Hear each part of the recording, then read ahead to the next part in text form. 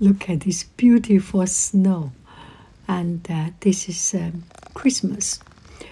And we had a white Christmas.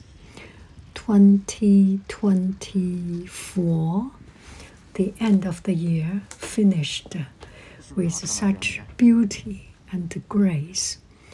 And a couple of days ago, we went to ski. A couple of days ago, it was kind of wet, crystal and rain.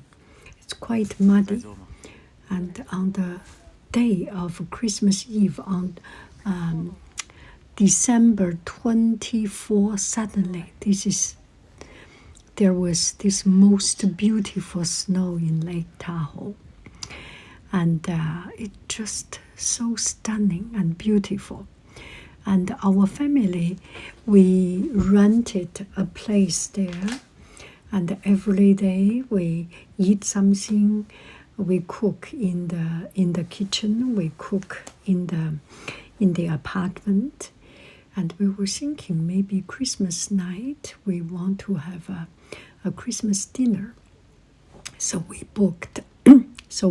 One place called Granlibakken, and it's quite close to the place where we live. It's in North Lake Tahoe City, and we were at the beginning. I did not know what is this restaurant. It's never heard about that name, and we were a little bit lazy, and my family booked it, and then he said it's a quite interesting place. Let's check it out. We booked that place, and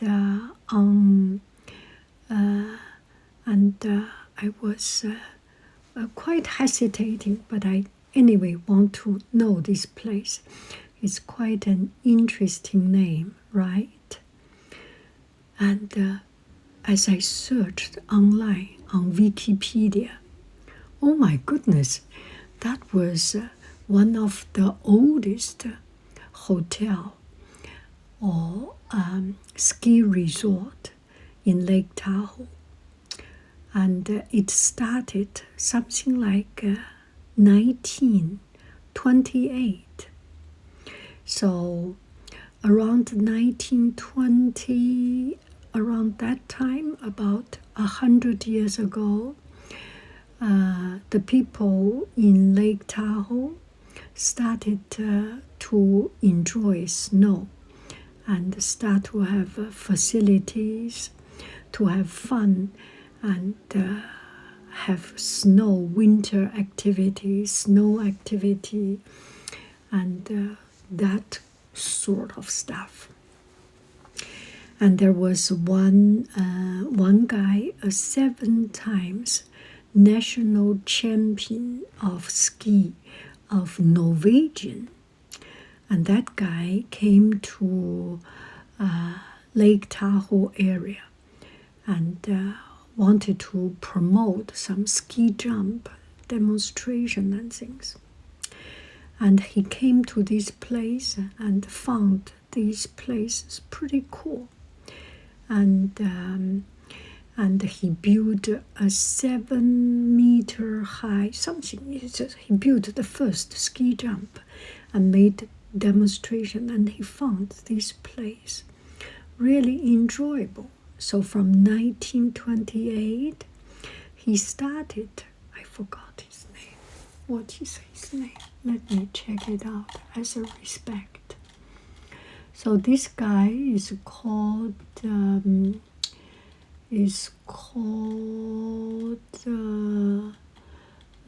Norwegian skiers. A group of Norwegian skiers came here, and that guy is called Hagen.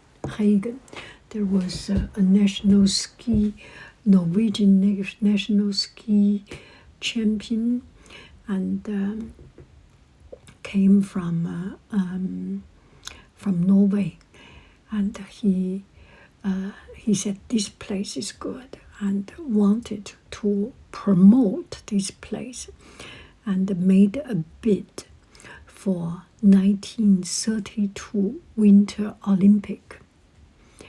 And unfortunately, he didn't, or Lake Tahoe or this place didn't get it. And the Olympic Committee granted to New York, Lake Placid. And I searched online. Lake Placid is such a beautiful place also. But the Tahoe area became kind of more or less the national champion. It is until 1960, actually, the Squaw Valley finally got the sponsorship or got the right to host the Winter Olympic. And actually, I went to see the Winter Olympic Museum in the Palisade, the ski resort. It's kind of interesting to see.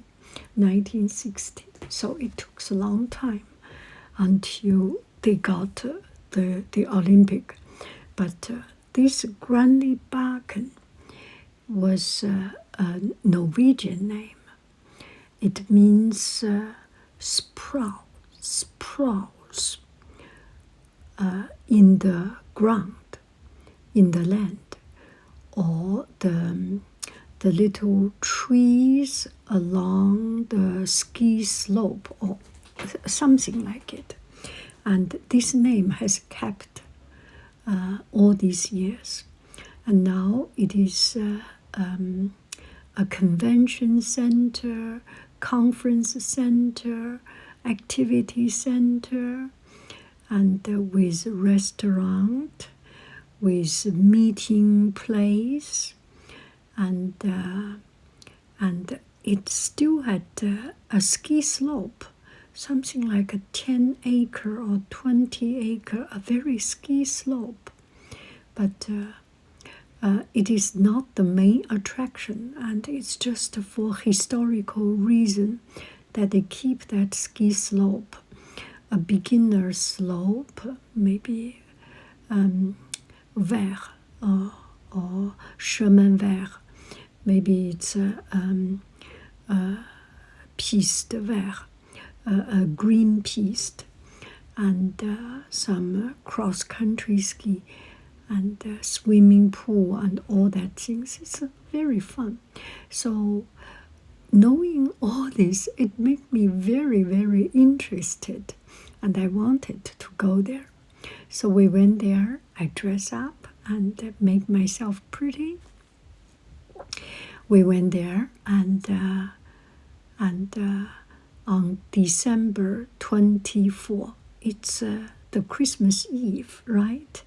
In France, in Europe, this is the time that people goes for Christmas dinner.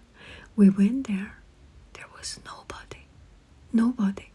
We were so surprised, only to realize that the dinner was actually for tomorrow, December 25. Oh, we were kind of surprised, kind of disappointed, but at the same time, it gave us time to know a little bit more about this place. And also, I had a concussion, a teeny tiny, a small concussion. I still can do mathematic calculation, so not a big one, but my head a little bit dizzy that day. So I was happy that we will delay it another day. So the next day, December 25, we went there, and oh my goodness, it was kind of buffet style, with salad, with some petit four, with sweet potato stew with some vegetables, pasta, and there was this barbecue meat or roasted meat. There was one that is roasted pork, another one is roasted beef. And I was very surprised by the beef. Surprised is because I got a special treatment. So the beef was put in there. There was one chef and doing the cutting. And I want to have a small piece, not so small. Anyway, I want to have one piece. So he cut it. And I said I want it a little bit well cooked, because it's sitting there quite some time, so it's not super duper hot.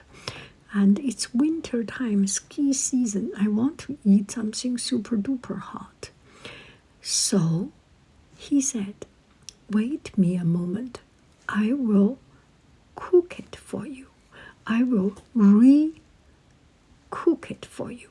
He cut the meat, take my plate, and went to the kitchen. And 2 minutes, 3 minutes later, he came back to my table and presented that piece of meat.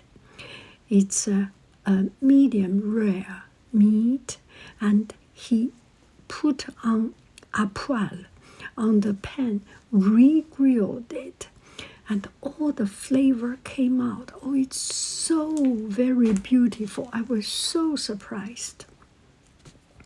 I finished it, and then I said, maybe I should ask this guy how he made it. I went to him, and he was cutting for other people, and I asked, how did you make it?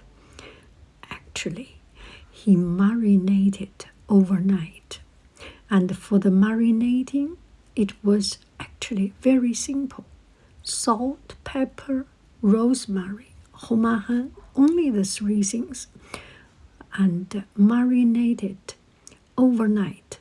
No water, no juice, only rub these 3 things on top of the roast beef. Leave it overnight. The next day, 10 hours. Slow fire for 10 hours. And inside is juicy, and outside has this salty, tasty. It's so good. I think the best part is that crispy outside. Oh, I enjoyed it so much. And the meat and the pork actually had some pork ribs. It's cooked through, and then wrap it or rubbed with seasoning, almost the same seasoning. No garlic, no onion, nothing complicated. No pepper, nothing no chili pepper, nothing complicated. Salt, pepper, and maybe some homahan or something simple, and cover it overnight. The next day, another 10 hours. So good, so very good. Oh, I enjoyed very much. So I asked him, can I take a picture? And he said, take a picture. So I took the picture of the meat. It was under the red light, so maybe you cannot see it so clear, but it was so delicious. And mostly, the kindness of this person, of the chef, and the proud of himself doing these things that he loved, he enjoyed, and he enjoyed to serve what he made, he's proud of, and to be appreciated. That feeling, filled my day, filled my heart with happiness. It was such a wonderful dinner. And he said, yes, you can take a picture of me, take a picture of the meat, and come back and bring people in. Anyway, it's a wonderful end of the year.